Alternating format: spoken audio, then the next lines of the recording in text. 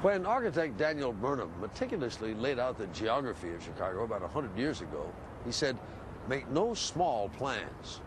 Today, urban planners working in his tradition are still trying hard to design the perfect community, as Rita Braver shows us now in our cover story. Our house is a very, very, very fine house.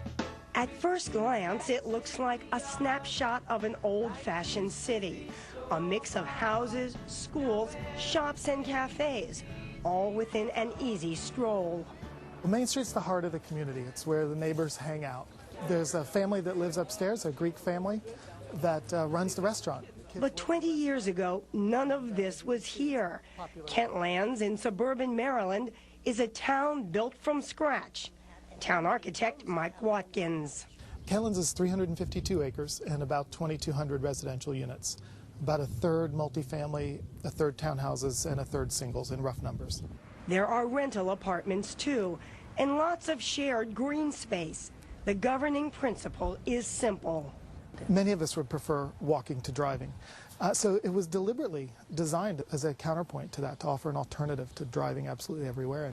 In fact, Kentlands is just one example of a movement that's been dubbed New Urbanism. Yes, this is it, my hometown.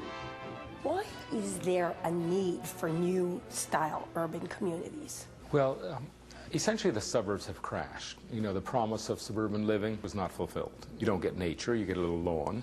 You don't get the freedom to drive everywhere, you get traffic congestion. Andreas Duani and his wife, Elizabeth Plater-Zyberk, are the leading lights of the new urban movement, working out of their firm, DPZ, based in Miami. We take these things that developers are doing, usually badly, in a sprawling way, and we assemble them into towns. They have designed several hundred new communities all over the world. Most famous is Florida's Seaside. Good morning! Morning!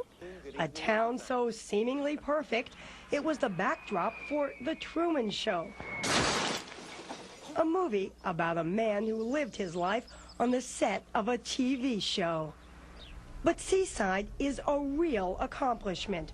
Time magazine called it the most astounding design achievement of its era.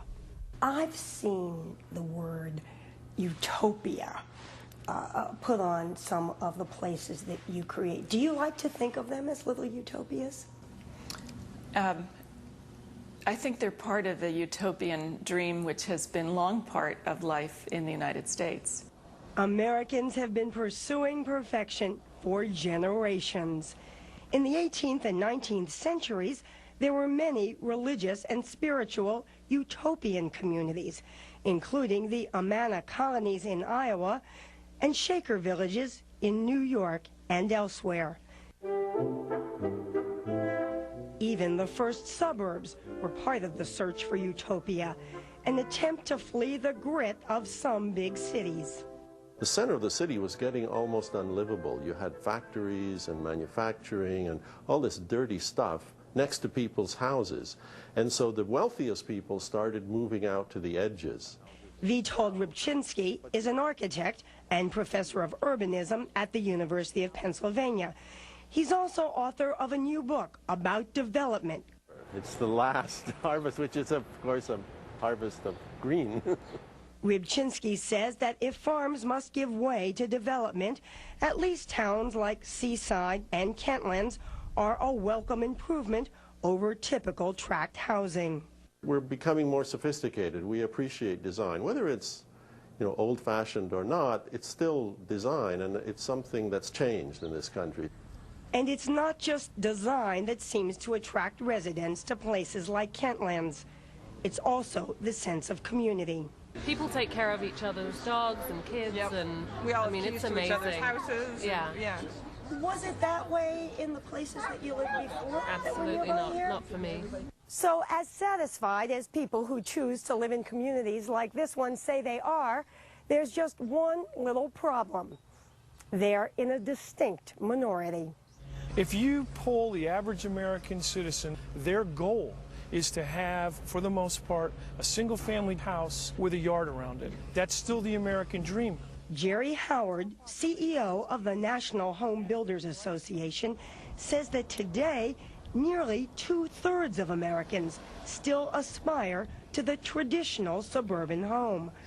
But as baby boomers age, Howard predicts attitudes will change. They've mowed all the lawns that they want to mow. They want to come back in. They want to be close to things. They don't want the hassle of taking care of a single-family house. But there's been plenty of criticism of places like Kentlands and Seaside. Sometimes people say, look, these are fake towns. I don't see how people can say that places where so many people live real lives, you know, real lives with real jobs and real kids and real problems and real successes.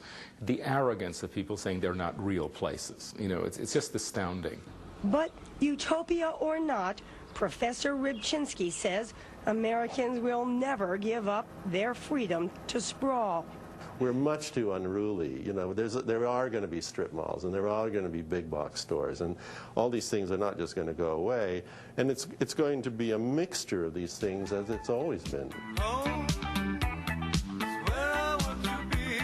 In other words, it's just what the American dream has always promised: the chance to pursue your own idea of utopia.